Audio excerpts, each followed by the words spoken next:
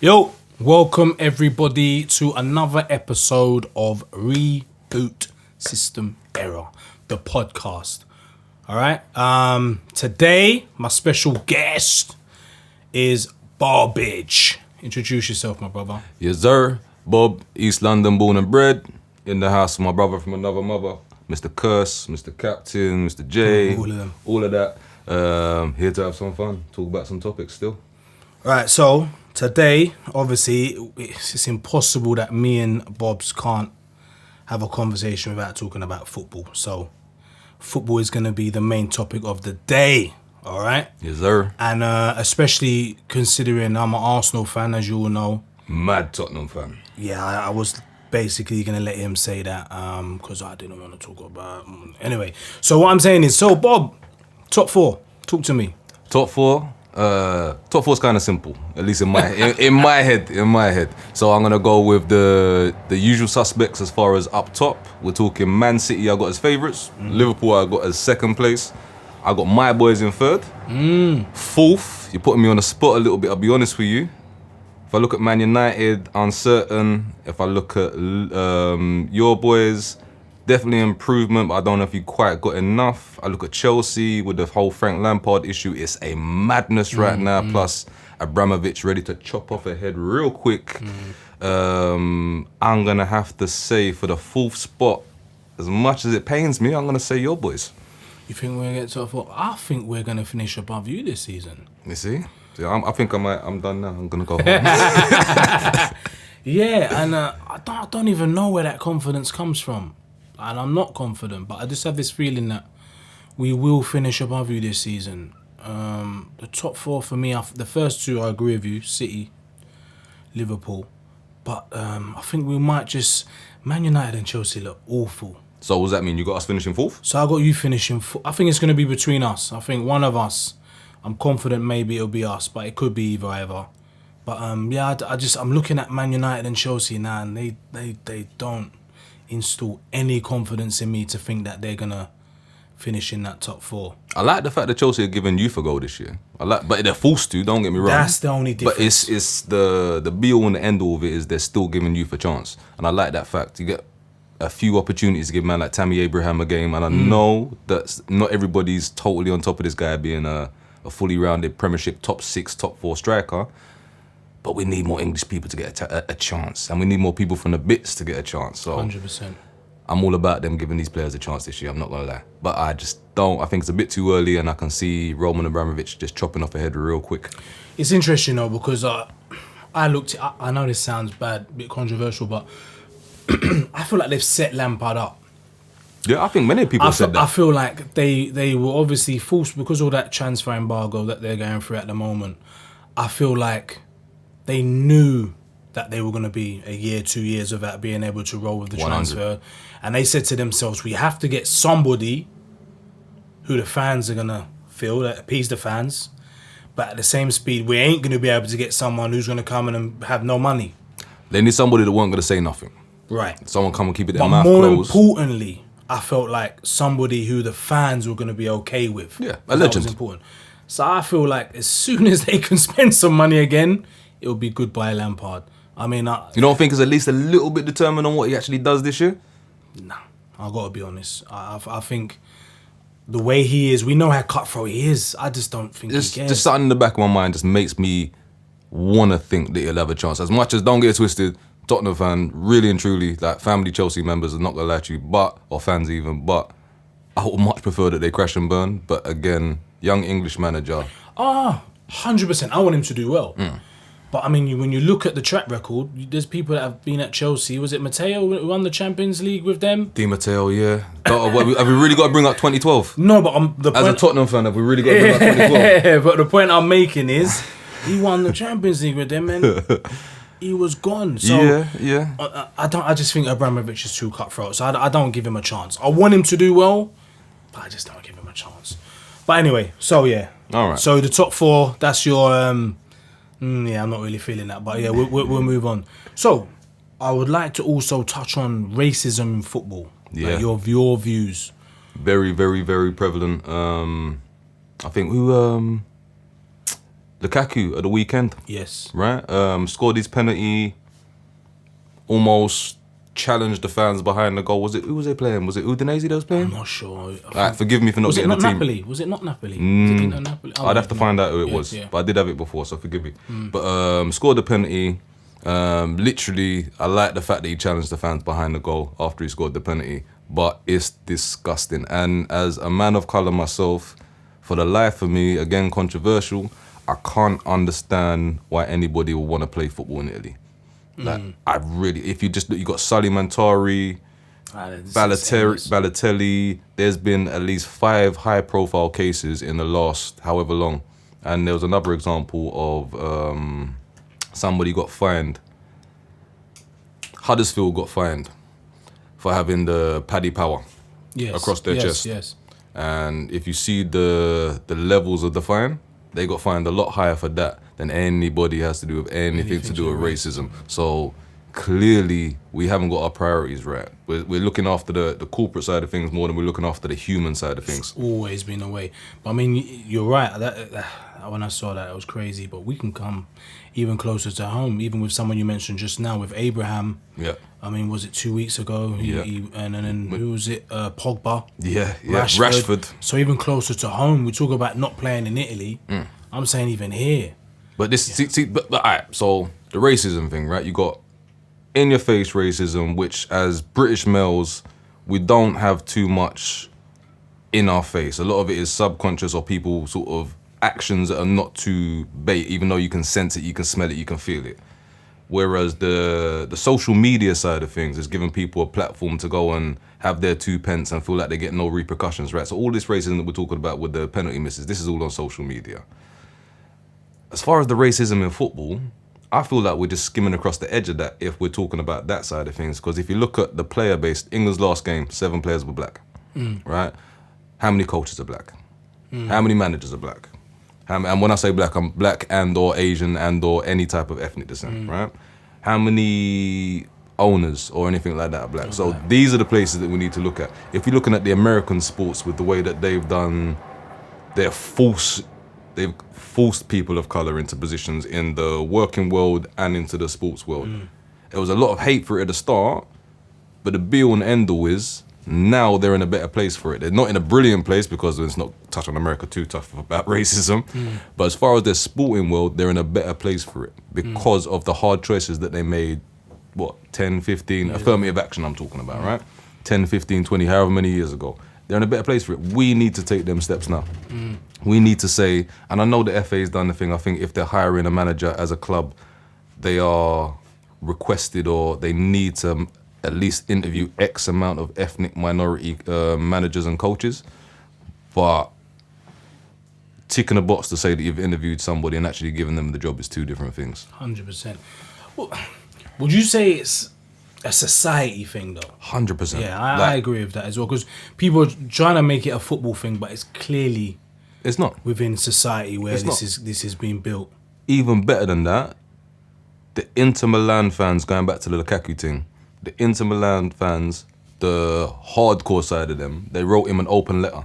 I don't know if you see it or not. I did. Yeah? I actually did see that. Did you see the madness that was in that letter? Yeah.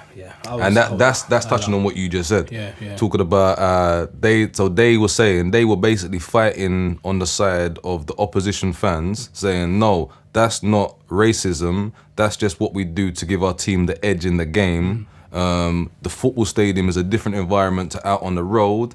Italy's a very diverse place. Yada yada yada. Rare tear tear. I did see actually. Nah, I'm not gonna lie to you. I've been lucky enough to have been to Italy. Yes, it is a beautiful place, but it wasn't the most comfortable times I've ever had in my life when I was there. Same as me. You know, it's mad. I'll give you a joke quickly. Go on.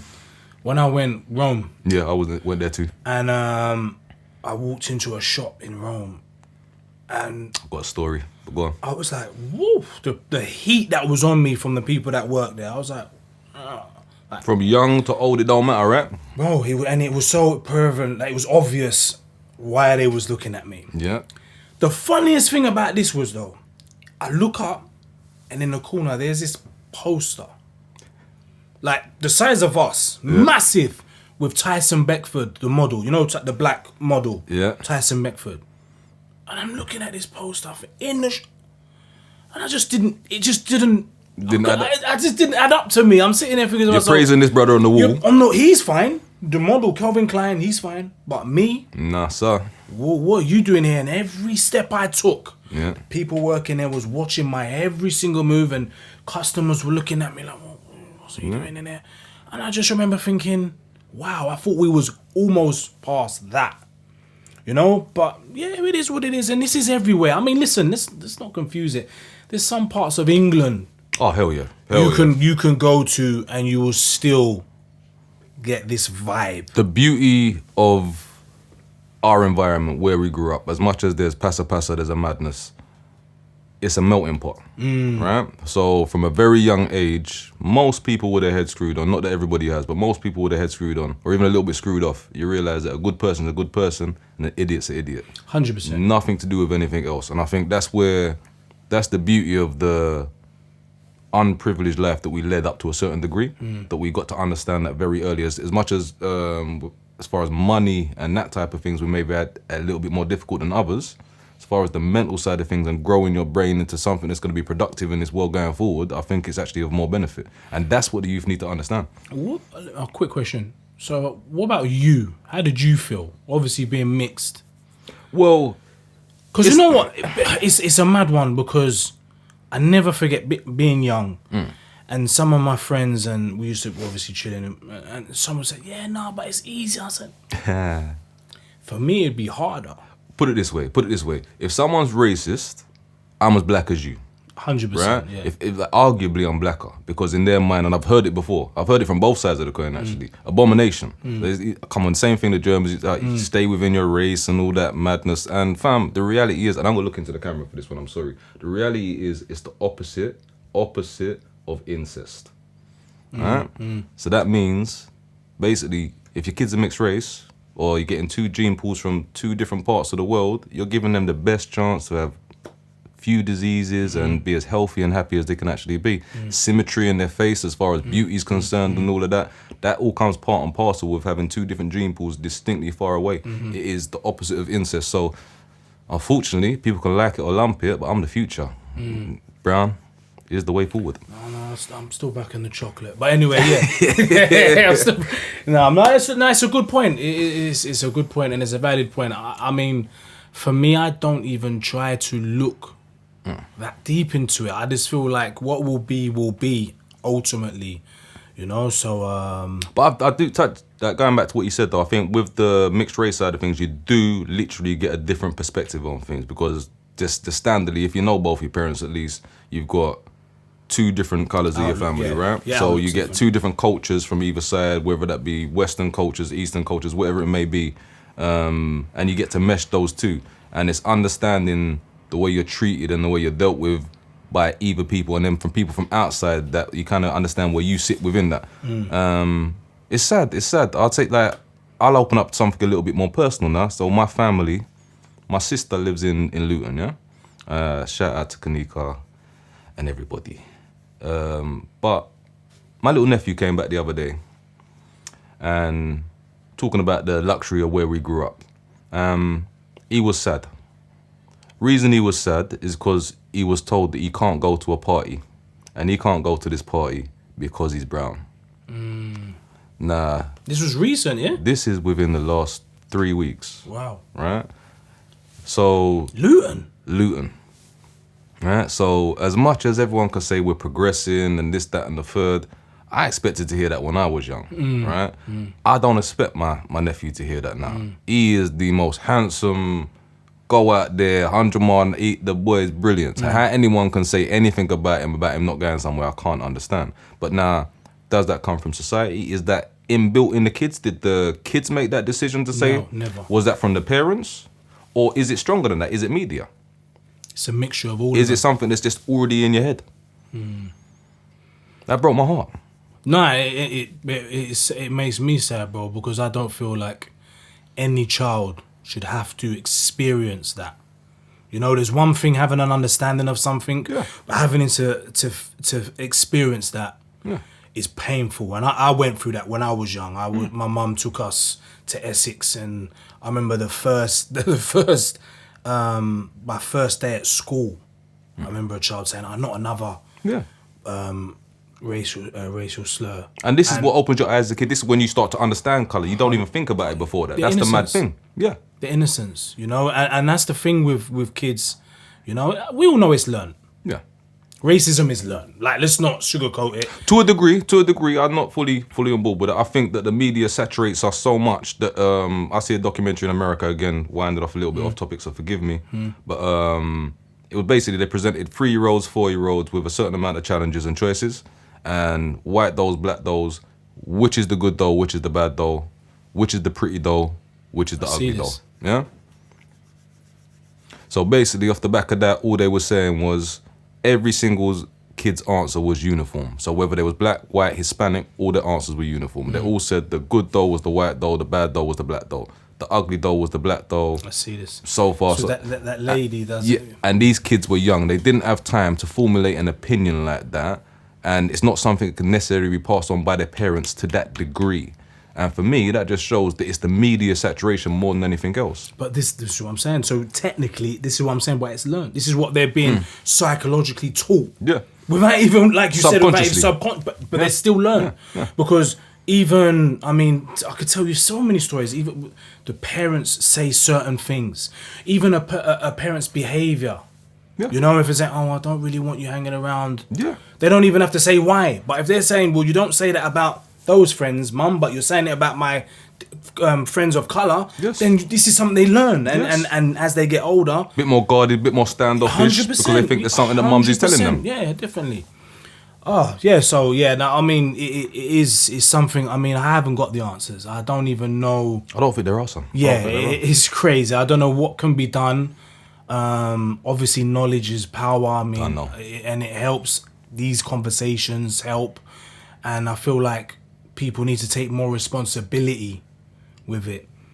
But it's crazy. And it's the same thing. We can move on to it with the youth. It's the same thing with the youth and why they're so confused at the moment. And believing that they have no choices because, again, subconsciously they've been programmed in a certain way. To believe that they are what people are telling them that they are. Yeah, if you want to go and get money, you have to go and do it a certain way. If you want to go and get girls, you have to do it a certain way. And it's not necessarily the way. And on the last episode I was speaking to someone who does music, big up AI. And this is the thing, this is what I'm saying. The influences are crazy. And I just feel like we have the responsibility to be able to show them to believe in themselves. Yes. You're a working man, I'm a working man. It can be done. You look at these, like we were saying earlier, you look at football. When we was young, football was the thing. When I wanted to be a football player. Yeah, no question. No question, it was football. Because that's what we love to do, that's what we was playing. Live, breathe, eat, sleep. Football. But now, look at these kids now. These kids, they don't want to, they aspire to be things like rappers and... Easy money.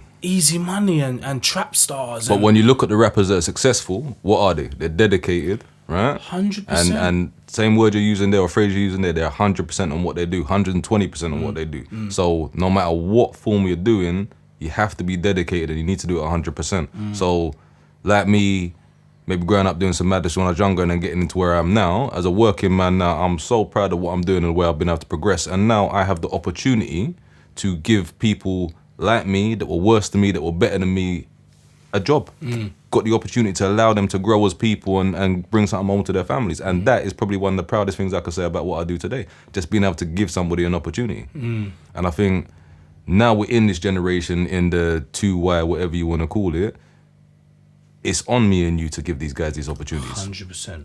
And just that in itself will help turn it around. But it's like turning the Titanic. It's very slow. It's like turning the Titanic. It's a madness. Slow. But I just feel like it's very slow because you, on the one hand, you have people like us who are trying to, and on the other hand, you got people who all they care about is how much money they've got in their pocket, and they don't feel like they have a responsibility to help. It's youth. Ignorance. Ignorance is bliss. 100%. But that's why it's so slow. Because these youth, when they're making tunes, for me, it's like you don't need to be speaking about some of them topics that you don't even mingle and mangle with, Yeah. And it's a situation where we need to show them they don't have to. Yeah, but let me pause it, because I would say one thing. Like anybody, there's no problem with being ignorant every now and then, right? 100%. Right, to a degree, I mean, without going into the sort of minutiae of it, is part of our culture, right? It is part and parcel of us as a people kind of thing. But to a degree, like I said, we need to control that and then deliver it in a way that we can still be successful in everything else we do. 100%. But I just mean, listen, music is supposed to be uplifting. Yeah. That's the basis of music. When you look back, even if it's far back as you want to remember, when our ancestors and that were making music, 2/2 drums and 2/2 rocks on the drum. it was all about uplifting. And then when it got to a point, it was even hope. Music became hope. If you want to go, but I don't want to go touch too much on slavery, but hope. Yeah, storytelling. It was positive. It was like, you know what, I'm struggling. I want to. So how we've. It's a full cycle, come back round, and we've turned it into a tune. Without getting too deep into this, because I know we ain't got too much time today. Without getting too deep into this, I'm certain this is literally part of the reason why it's almost being controlled that way, because it's what they want. Yeah. It's what they want. They want us to be as ignorant as we can. They want us to be as not switched on as possible, so they could take advantage. They can still give the good jobs to the people that they want to give the good jobs to. They don't want necessarily myself and yourself to be in these places where we can have this influence. But we need to push through those barriers. No, 100%. Well, look, basically, because I know this is me and you. we'll go forever. We'll go forever and all that. But also, just quickly, I just want to touch back onto the football, because Don't know. we are here. I didn't bring my Tottenham cape today for some reason, but I'm so glad. I would have been blinded by everything. But yeah, so just quickly, VAR. What's your thoughts on VAR? Oh no. What's your quick thoughts? We've got a couple minutes. So I consider myself an expert on football, right? Or at least I did do until this year, right? I now watch football and I question everything, because nothing's consistent. A penalty is not a penalty. I don't know the rules of the game anymore, right? A foul is either a foul or it's not. If the referee gives it a bad decision, the whole point of VR was to overturn it. Now they're looking at it, and for me, it seems like the referees club are backing their brethren and saying, no, he's made a decision, I'm going to stay with it. It's like it has to be 99% incorrect for them to overturn it. Whereas football's a lot more subjective than that. And you ask any football scholar, anyone that knows their game, and we would all pretty much agree on what's a penalty and what's not a penalty to a high percentage. Yes. Right? So how they can get these decisions wrong, I don't know. As a Tottenham fan, Lamella all over the Man City player in the box, penalty all day long, unquestionable. Harry Kane against Newcastle, I don't want to swear on this, right? But that's a penalty all day long. I just don't, because if the defender's not there, he shoots. Whether it's a goal or not, that's arguable, but he shoots. So he stopped a goal scoring opportunity. So what do you think in terms of changing the current plan? Because obviously it's wrong, it's not working. Is it a case that we have to basically say that these guys can overrule a referee's decision? Well, I thought that was the point. I did as well. I thought that was the point. I did as well, but clearly that's not the case. Because, listen, no one's saying the referee's job is easy, right? You got a split second to make a very important decision that's going to affect not only the 22 players on the pitch, but X amount of people in the houses, right? They're either going to be crying, happy, sad, whatever, right? You got a split second to make that decision. But at the same time, the whole idea about extending our game, which was always talking about the pace of British football, that's why we don't want it in there in the first place. If you're going to do it, get it right.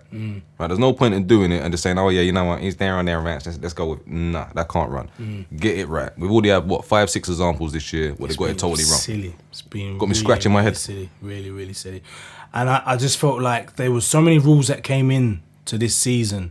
Ah, yeah. That Rule they changes. didn't even need. Now we got VAR. I just feel like you need to have a couple of ex-football players, like you said, experts, scholars, sitting down, making these decisions and saying, look, ref, you got that one wrong. Yeah. We've seen it and from And a then better they own angle and own that decision Yeah. and say, ref, you need to change. And that's what I thought it was going to be. Because right now, it seems like it's backing up their arrogance where there should be a bit more humility. They're allowed to make an incorrect decision, right? As much as we don't want them to, they're human, it can happen. So when you do make that, own it, let us overturn it, done. Everyone's happy. Oh, well, content. Content, Let me not say happy. Well, let's see. I mean, hope the season's young. Let's hope that something happens. They change something. It needs to be changed because at the moment it's really... It's either that or they just strip it down, just go straight to goal line technology, take everything out until they get it right. Get it right. Bro, Done Thank now. you so much for coming today. Yes, sir. As always, starts off football, goes into somewhere else, comes back to football. That's exactly what we do all day. So yeah, thank you very much for coming. Appreciate it. Thank you for having me. Yeah, big ups, and we'll do a part 2, man. Definitely. 100%. Hopefully by then, Arsenal would have been 20 points clear. I don't know about all that. Shout out to the man behind the camera Bless, as my well. bro. Respect. Bless. Thank you, man. Thank you.